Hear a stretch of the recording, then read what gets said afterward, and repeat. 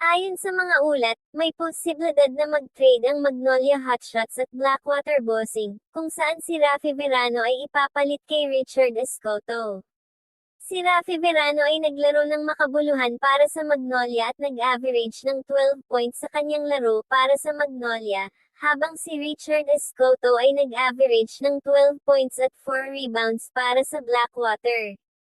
Kung sakaling matuloy ang trade sa pagitan ng Magnolia at Blackwater, may posibilidad na magbigay ng dagdag na lakas sa lineup ng Magnolia, ngunit maaaring magdulot ng kakulangan sa scoring lineup ng Blackwater.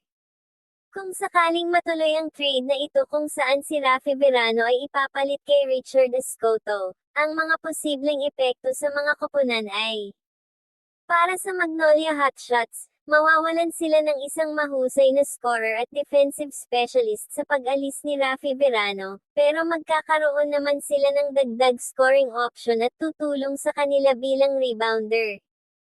Habang ang Blackwater Bossing naman ay makakakuha ng isang mahusay na scorer at defensive specialist sa pagdating ni Raffy Verano na maaaring magbigay ng dagdag na lakas sa kanilang frontline.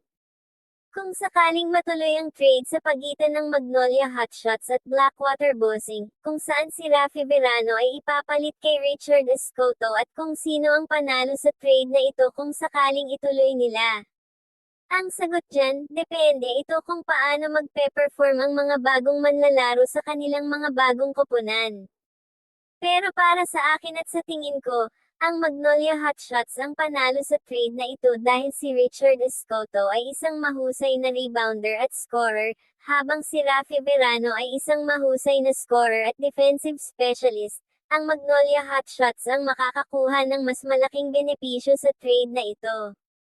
Ang trade ng dalawang koponan na ito ay isang posibleng hakbang na magpapalakas sa lineup ng dalawang koponan, at posible naman ito maaprubahan ng PBA Committee dahil sa mga nakaraang trade na naaprubahan nila na sumunod sa patakaran at regulasyon nila.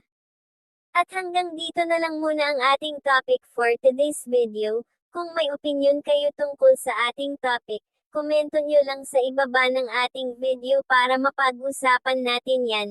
At kung umabot ka naman dito, paki-subscribe mo naman ang ating channel para updated ka sa mga bagong upload natin dito. Yun lamang po at maraming salamat po sa inyo.